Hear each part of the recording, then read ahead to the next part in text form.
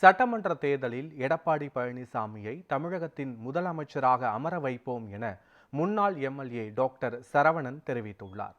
மதுரை உசிலம்பட்டி பசும்பொன் முத்துராமலிங்க தேவர் கல்லூரி வளாகத்தில் அமைந்துள்ள மூக்கையா தேவரின் நினைவிடத்தில் அவரது 46வது நினைவு தினத்தை முன்னிட்டு அதிமுக சார்பில் முன்னாள் அமைச்சர்கள் ஆர்பி உதயகுமார், செல்லூர் ராஜு தலைமையில் திருப்பரங்குன்றம் எம்எல்ஏ ராஜன் செல்லப்பா, முன்னாள் எம்எல்ஏ டாக்டர் சரவணன் ஆகியோர் மூக்கையா தேவரின் நினைவிடத்தில் மலர் வளையம் வைத்து மரியாதை செலுத்தினர்.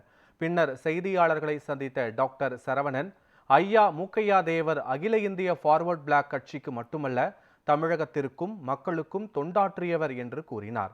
சட்டமன்ற தேர்தலில் எடப்பாடி பழனிசாமியை தமிழகத்தின் முதலமைச்சராக அமர வைப்போம் என உறுதிமொழி எடுத்திருக்கின்றோம் என்றும் அவர் கூறினார்.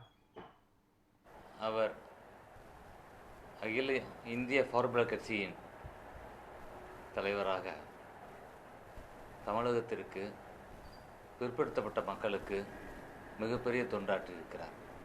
உசிலம்பட்டி, கமுதி பகுதிகளில் கல்லூரி தொடங்குவதற்கு காரணமாக அமைந்திருக்கிறார்.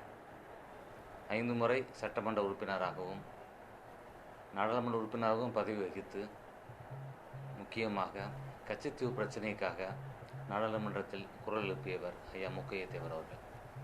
குறிப்பிட்ட சமுதாய மக்கள் மட்டுமன்றி அத்துணை சமுதாய மக்களும் அவரை தலைவராக ஏற்றுக்கொண்டு அவர் வழியில் நடக்கக்கூடிய அளவு சிறந்து விளங்கினார். ஐயா பசும்பொன் முத்துராமலிங்க தேவர் ஐயா அவர்களை இந்த பகுதிக்கு அழைத்து வந்து மக்களிடம் மிக நெருக்கத்தை ஏற்படுத்தியதில் குறிப்பிடத்தக்க பங்கு வகித்தவர் ஐயா மூக்கையா தேவர் அவர்கள்.